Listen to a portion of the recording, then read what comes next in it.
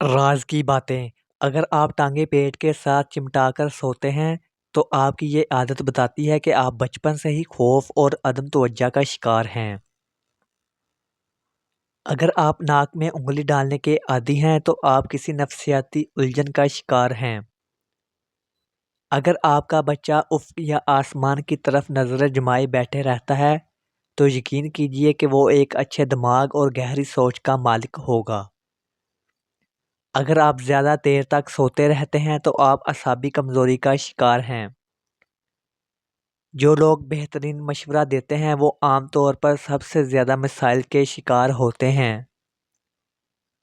جب آپ کو کوئی آواز دے تو آپ فوراً آواز سن لیں یا فوراً جواب دے دیں تو یہ صحت مند دماغ کی علامت ہے۔ جو بچے جلدی بولنا شروع کر دیتے ہیں ان کی یادداشت بہت مضبوط ہوتی ہے۔